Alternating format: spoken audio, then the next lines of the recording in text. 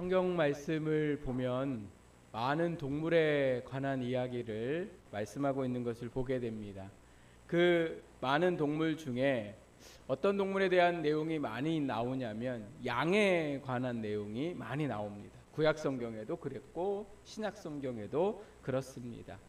왜 이렇게 성경 말씀에 양에 관한 말씀이 많이 나올까? 그 이유는 이스라엘 사람들이 양을 치는 사람들이기 때문에 그렇습니다. 그래서 하나님께서 말씀을 백성들에게 주실 때에 잘 이해할 수 있도록 양에 비해서 비유를 하셔서 말씀을 전하게 하셨습니다. 그리고 신약 시대에 들어오면서도 많은 짐승에 대한 이야기가 성경 말씀에 나오는데 특히 양에 관한 말씀들을 많이 볼 수가 있습니다. 예수님께서도 양에 관한 말씀을 많이 하셨는데 오늘 말씀에도 우리가 보니까 예수님께서 백성들의 상황을 목자 없는 양과 같다 이렇게 비유를 하신 것을 볼 수가 있습니다. 그래서 백성들에게 돌봐줄 목자가 없는 양과 같은 현실이다 이렇게 말씀을 하십니다. 목자는 양을 돌봐주는 사람인데요. 다른 동물들은 사람이 돌봐주지 않아도 스스로 살아갈 수 있습니다. 그런데 유독 양은 혼자서 살기가 어렵습니다. 반드시 목자가 돌봐주어야 살 수 있는 짐승이 바로 양입니다.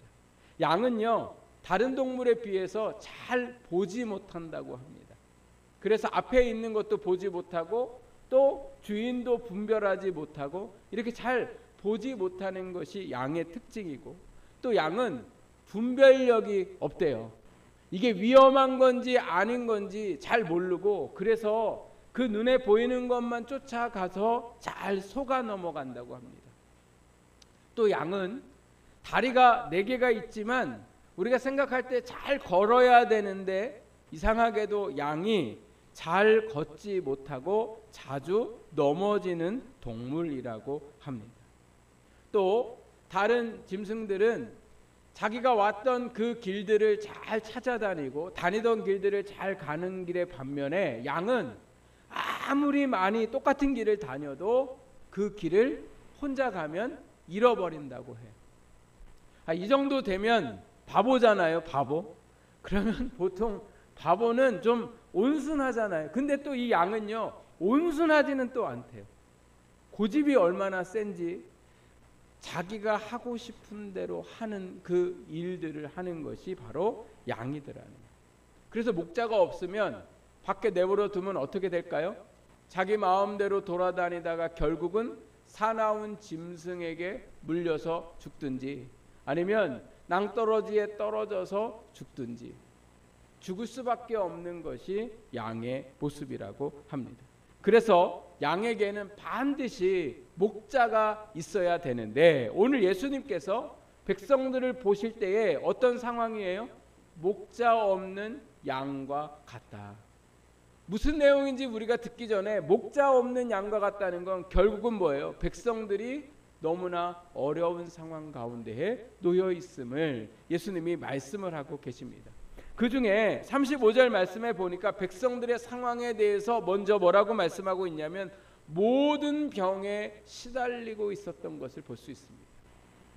저희가 읽었던 이 9장 35절에서 38절 말씀은 마태복음 8장과 9장의 말씀을 요약한 거예요. 예수님이 마태복음 8장에서 9장에 어떤 일들을 행하셨는가를 요약해 놓았는데 그 요약한 말씀에 8장 말씀을 보니까 백성들이 나병이라는 병에 걸리기도 하고 또 열병에 걸려 있고 중풍병과 귀신에 들린 사람과 그리고 많은 병에 걸린 사람들이 나오는데 예수님이 그들을 고쳐주셨다 말씀하고 있습니다. 또 9장 말씀을 보니까요 어떤 병을 앓고 있냐면 12년 동안 혈루증이라는 병을 앓고 있는 여인에 대해서 나오기도 하고 또 죽은 소녀를 살리시는 말씀도 나온 것을 볼 수가 있습니다. 이처럼 백성들은 죽음을 비롯하여 많은 질병의 병들에 놓여 있던 삶을 살아가고 있었더라는 거죠. 또 35절 말씀에 보니까 백성들이 약했다라고 말씀하고 있습니다. 이스라엘 나라는 나라를 잃어버린 약한 나라였습니다. 그래서 로마라는 나라에 들어오게 되고 로마의 지배를 받으면서 자유권을 박탈당하고 로마 사람들에게 시달리고 괴롭게 살던 약한 사람들이 바로 이스라엘 백성들이었습니다. 나라를 잃어버리고 가난한 데에 병에 걸렸고, 그래서 이들에게는 뭐예요? 힘이 없고 살아갈 소망이 이들에게는 전혀 없었습니다. 이 백성들의 더 큰 문제는 이렇게 병 가운데에 그리고 약한 가운데 있는데 이들을 돌봐줄 지도자, 목자가 없었더라는 거예요. 양이 아무리 눈이 보이지 않고 분별력이 없고 길을 잘 잃어버리고 잘 넘어져도 양에게 누구만 있으면 됩니까? 목자만 있으면 되는 거죠. 그런데 이스라엘 백성들이 이렇게 지금 병들고 약한데 문제는 뭐냐? 나라도 없고 그리고 지도자도 없지만 그들에게 문제는 그들을 지도할 바리새인들과 그리고 제사장들이 있음에도 불구하고 그들을 위로해주고 인도해줄 지도자가 없더라는 거예요. 나라는 잃을 수 있어요. 병에 걸릴 수도 있어요. 삶이 약할 수도 있어요. 그러나 누구만 있으면 돼요? 이들을 위로해 줄 지도자만 있으면 돼요. 이들을 바른 길로 인도해 줄 지도자만 있으면 되는데, 눈으로는 제사장들과 바리새인들이 있었지만 이들을 위로해 줄 지도자가 없었더라고요. 오히려 병들고 약한 백성들을 이용해서 자기 배만 배불리며 사는 사람들이 당시의 지도자였고, 또 율법을 가르치고 율법을 강요해서 율법대로 살지 않으면 사람을 정죄하고 괴롭게 하고 힘들게 했던 사람들이 지도자였습니다. 그래서 예수님은 그 백성들을 보실 때에 목자 없는 양과 같다 말씀하셨습니다. 그리고 36절 끝에 보니까 이 일로 인하여 그들이 고생하며 기진했다 이렇게 말씀하고 있습니다. 이 고생이라는 원어의 뜻은요, 가죽을 벗기다, 칼로 살을 썰다 이런 의미를 갖고 있습니다. 그러니까 백성들이 이 고생하는 이 일들이 어떤 정도예요? 아주 심각한 고통 가운데 있더라는 거예요. 그 다음에 기진했다라는 이 뜻은요, 내던지다, 팽개쳐 버리다 이런 뜻이거든요. 그러니까 아무도 이 고생하며 기진해 있는 삶을 뭐예요? 돌보지 않았더라는 거예요. 누구 하나 위로해 주거나 누구 하나 용기를 주는 게 아니라 그저 그냥 삶에 내팽개쳐져 버려 있고, 병 가운데 내팽개쳐져 버려 있고, 약함 가운데 그냥 아무도 돌보지 않는 인생이 백성들의 삶의 모습이었습니다. 버려진 인생들, 아무도 관심 갖지 않는 인생들이 바로 당시의 백성들의 모습이었습니다. 제가 지난 주 중에 많은 기사들을 이렇게 보았는데 제 마음에 참 안타까운 기사를 두 개를 봤습니다. 하나는 수요일 날 본 기사인데요, 북한에 굶어 죽어가는 사람들이 많다는 기사였습니다. 언젠가도 한번 이 북한에 큰 식량난 때문에 어려움을 당해서 막 사람들이 길에서 죽고 막 이런 때가 있었잖아요.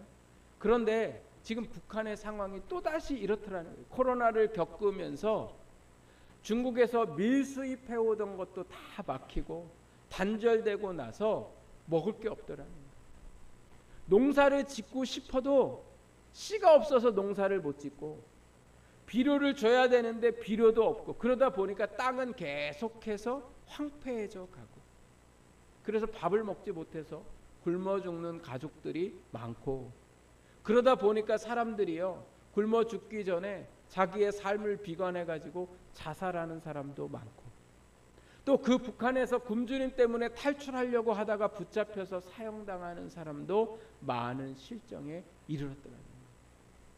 그런데요, 이런 북한 주민의 상황을 지도자인 김정은이 다 알고 있더라는 거예요.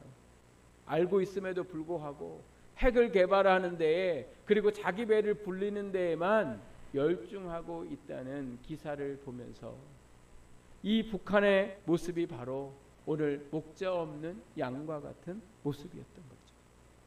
또 제가 기사 하나를 더 봤는데 목요일 날 본 기사인데요. 난민 400명이 보트를 타고서 유럽으로 가다가 배가 뒤집어졌어요.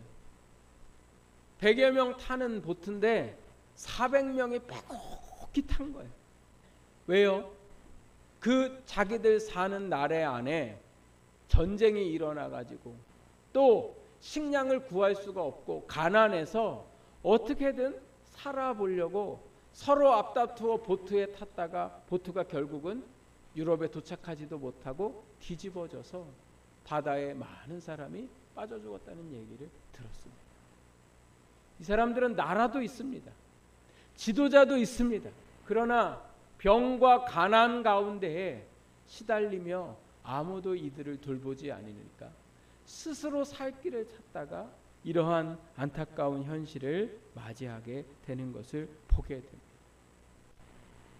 제가 주중에 어떤 아는 이제 제 제자와 같기도 한 우리 이제 결혼을 해서 가정을 이루는 우리 친구하고 같이 문자를 하면서 그 친구가 그런 얘기를 해요. 목사님, 내 삶에 소망이 없어져 버렸어요. 뭐를 해야 될지 모르겠고 그저 내 인생이 이렇게 직장을 다니면서 내가 이렇게 끝나는 건가 하는 그러한 허무한 마음이 그 안에 든다. 이런 이야기를 하는 것을 보게 됩니다. 예수님 믿는 친구인데요. 이런 마음들이 그 안에 계속 고민이 된다. 이렇게 이야기를 하는 것을 제가 들었습니다. 그런데 이 친구만 그런 게 아니라요. 우리도 마찬가지잖아요. 우리도 병에 놓여 있기도 하고 또 우리의 삶이 약함이 오기도 하고 또 때로는 제가 말씀드렸던 이 친구처럼 마음이 소망이 없고 기쁨이 없고 내가 살아가면서도 불구하고 왜 살아가야 되는지도 모르겠고 때로는 어떻게 살아가야 하는지도 모르겠어서 걱정되고 두렵고 염려될 때가 얼마나 많은지 모릅니다. 그래서 마음이 고생하고 기진해 있고 또 질병으로 인해서 오늘도 우리가 마음과 우리의 삶이 고생하며 기진하며 살아가는 인생이 바로 저와 오늘 여러분의 삶이라 생각됩니다. 더 큰 문제는 뭐냐? 이런 상황 가운데에 우리가 이 겪는 어려움 가운데에 우리를 돌봐줄 목자가 없더라는 거예요. 우리를 위로해주고 우리를 이해해줄 사람이 오늘 우리에게 없더라는 겁니다. 같이 사랑해서 결혼을 한 부부도 어느 순간 자기가 먼저일 때가 많고 또 자녀에게 모든 것을 내주었음에도 불구하고 자녀가 성장해서는 어머니 아버지가 연세가 드시고 난 후에는 전혀 도움을 주지 못하는 이러한 상황들 속에 우리가 살아갈 때가 많습니다. 이게 오늘 우리의 인생이죠. 병들어 있고 약해져 있고 그리고 누구 하나 우리에게 위로해 주거나 오늘 우리에게 소망을 줄 수 없는 것이 오늘 우리의 인생이더라는 겁니다. 인생은 늘 고난의 연속입니다.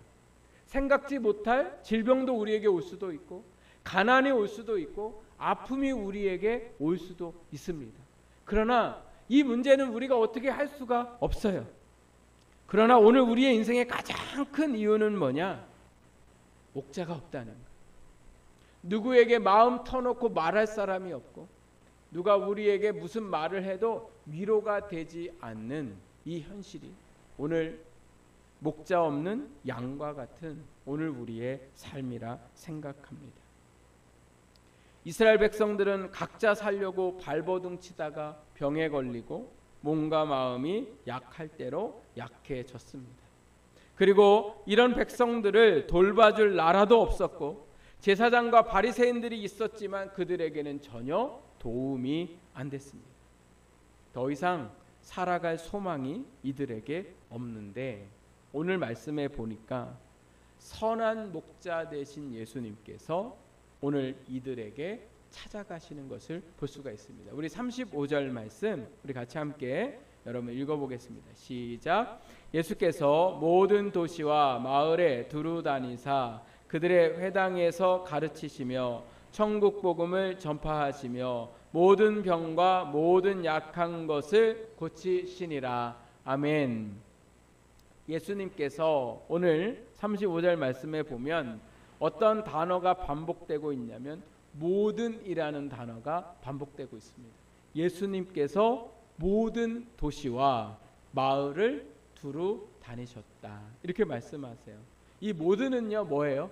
빠짐없이. 어느 마을 어떤 사람 빠짐없이 예수님께서 병들고 약한 사람들을 다 뭐 하셨대요? 고치셨다. 이렇게 말씀하고 있습니다. 그런데 이들에게 다 찾아가셔서 예수님이 병과 약한 것만 고치신 게 아니라 어떤 일들을 하셨습니까? 가르치셨다. 이렇게 말씀하세요. 뭐 하셨다고요?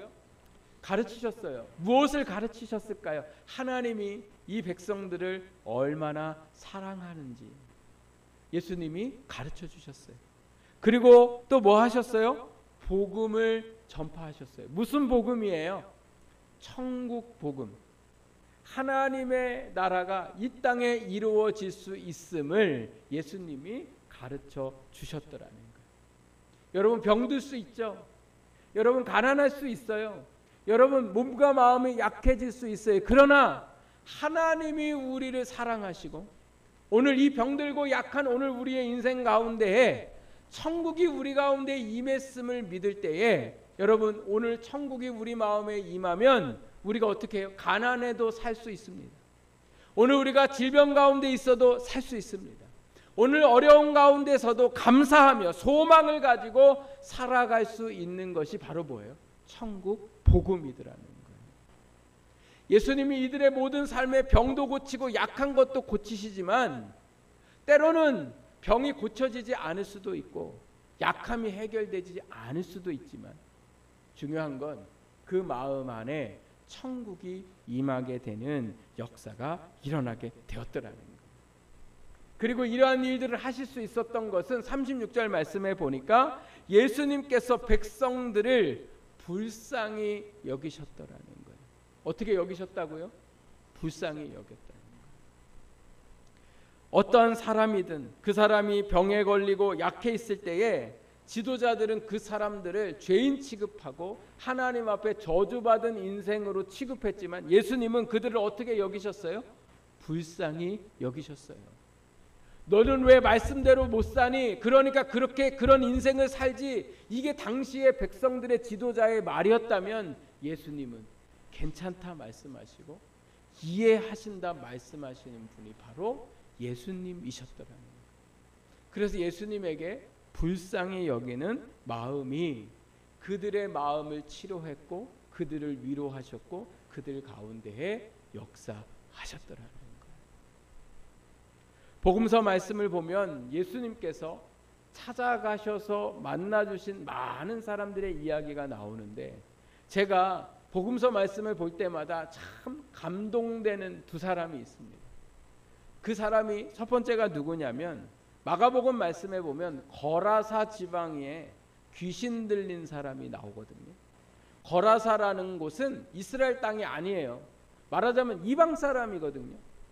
그러니까 예루살렘과 이스라엘 사람들이 전혀 관심 갖지 않는, 그리고 그 거라사라는 지방에도 사람들이 그 사람에게 전혀 관심 갖지 않고 이 사람을 어디다 갖다 버렸냐면 무덤에 갖다 버렸어요. 왜 무덤에 갖다 버렸냐면 귀신 들렸기 때문에 그렇죠.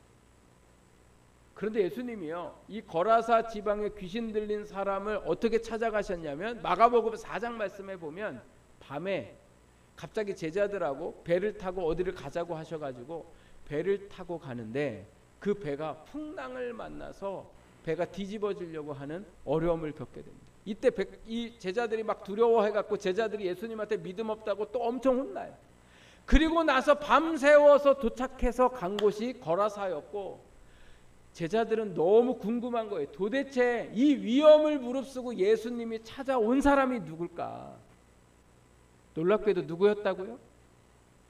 귀신 들려서 아무도 돌보지 않는 사람을 예수님이 찾아오셔서 그를 어떻게 해요?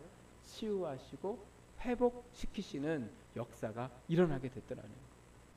또 한 사람이 누구냐면요, 누가복음 말씀에 나오는 삭개오예요. 삭개오는 이스라엘 사람인데 직업이 세리였어요. 이스라엘 사람들의 세금을 받아다가 자기 배를 불리고 로마에 갔다가 내는 아주 악한 사람이 이 세리였는데, 세리장이었던 삭개오를 온 동네 사람들이 아이부터 어른에 이르기까지 죄인 취급하고 싫어하고 뒤에서 수군거리는 사람이 이 삭개오였습니다. 근데 놀랍게도 예수님이 삭개오를 만나러 그 동네에 오시고 삭개오에게 내가 오늘 너의 집에 들어가겠다 이렇게 얘기하세요. 여러분 같으면 죄인의 집에 들어가고 싶습니까? 안 들어가고 싶습니까? 그 사람을 좋아해도요, 들어가고 싶지 않는 마음이 굴뚝 같아요. 제가 얼마 전에 어떤 분을 만났어요. 근데 그분을 만나는 걸 다른 누군가가 본다면 저도 오해받고 분명히 욕할 일이에요. 그런데 제가 그분을 만나면서 마음에 약간 부담이 있었어요. 혹시라도 누가 보지 않을까 하는 생각들이 제 안에 들더라고요. 왜요? 같은 만나는 걸 보면 누군가가 저를 뭐 할 거니까? 욕할 거니까. 근데 예수님은 삭개오와 그 집에 들어가면 동네 사람들이 욕할 것을 아셨어요. 그리고 들어갈 때에 백성들이 예수님을 욕했습니다. 그런데도 불구하고 예수님이 삭개오의 집으로 들어가셨어요. 그리고 그에게 구원의 은혜를 베푸셨고, 구원받은 삭개오는 어떻게 됐을까요? 가난한 사람을 도와주는 전도자가 되었더라는, 완전 새 사람이 되었어요. 거라사 지방에 귀신 들린 사람은 어떻게 되었을까요?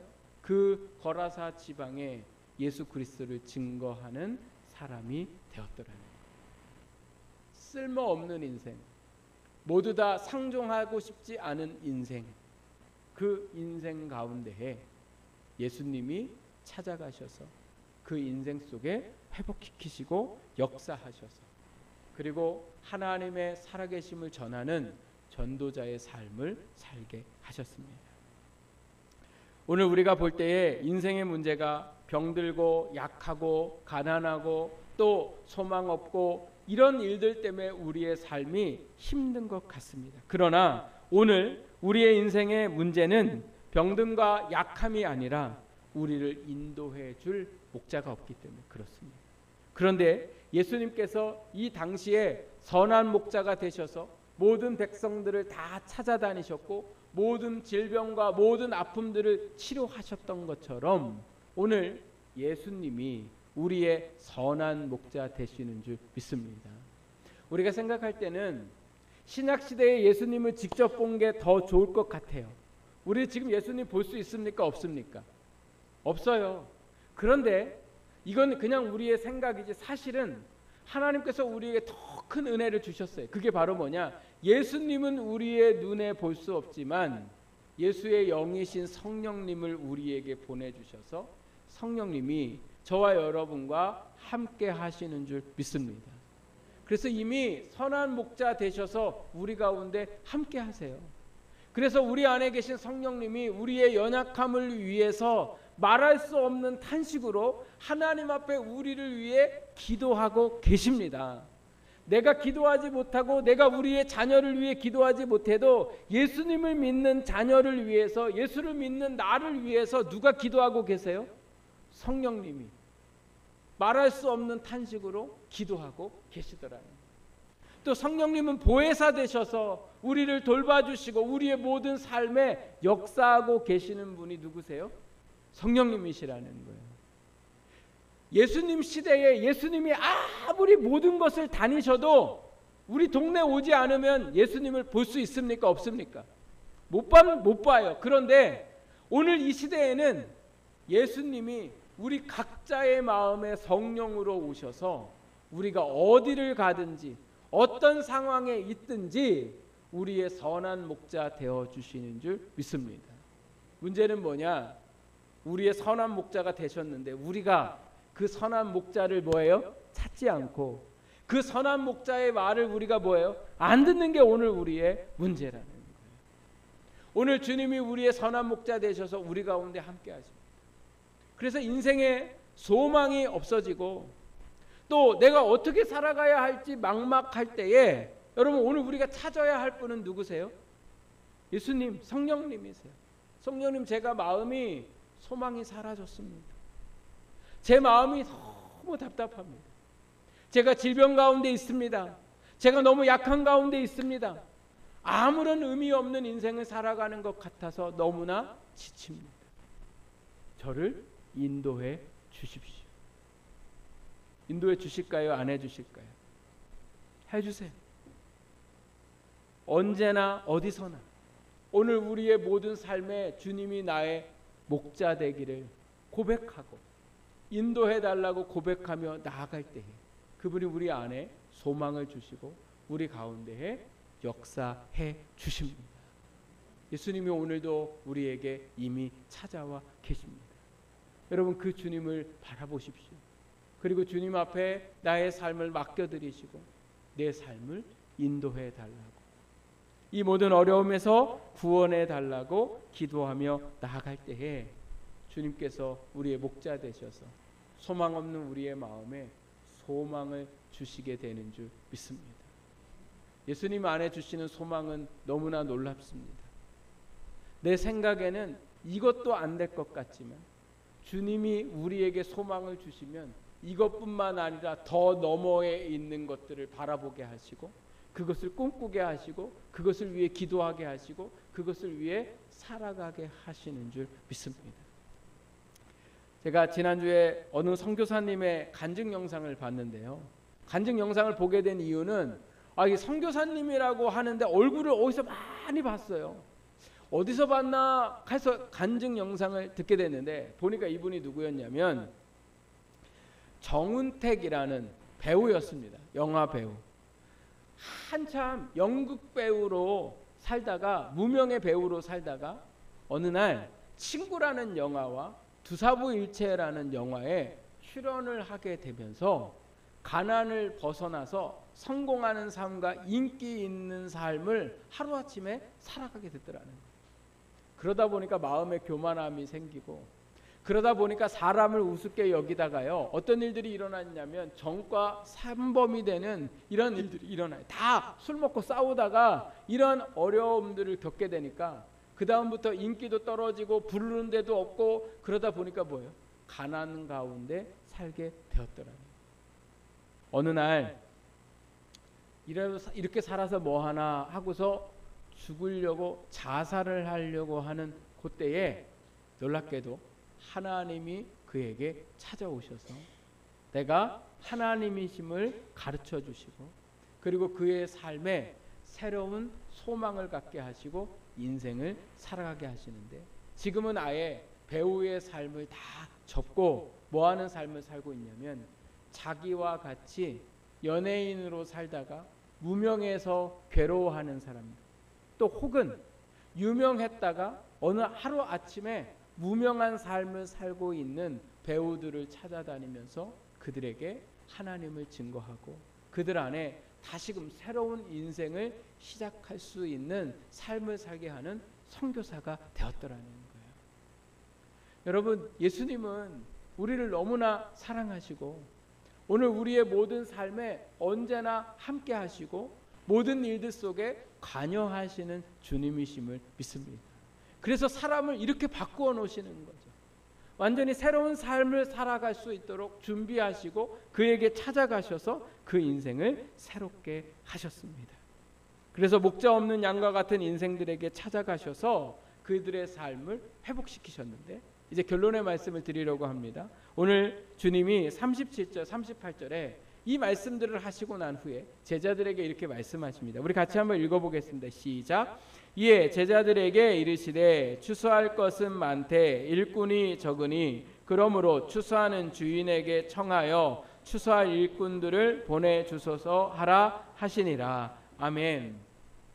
예수님이 많은 병자를 고치시고 백성들을 불쌍히 여기시고 그들의 고생과 기진함을 회복시키신 후에 제자들에게 하신 말씀이 오늘 이 말씀입니다. 뭐라고 말씀하세요? 추수할 것은 많다. 이렇게 말씀하세요. 추수할 것을 많다는 건 아직도 예수님이 돌봐야 할 양들이 많다라는 거예요. 구원받아야 할 사람들이 많다라는 거예요. 그러니 제자들에게 뭐라고 얘기하시냐면 추수하는 주인에게, 추수하는 주인은 누구예요? 하나님에게 뭐예요? 청하여, 이건 뭐예요? 기도하여 추수할 일꾼들을 보내주셔서 하라, 이렇게 말씀하셨어요. 추수할 일꾼들을 보내주셔서라는 그 예수님의 말씀은 두 가지 의미가 있는데, 하나는 너희가 추수할 일꾼이 되기 위해서 기도해라.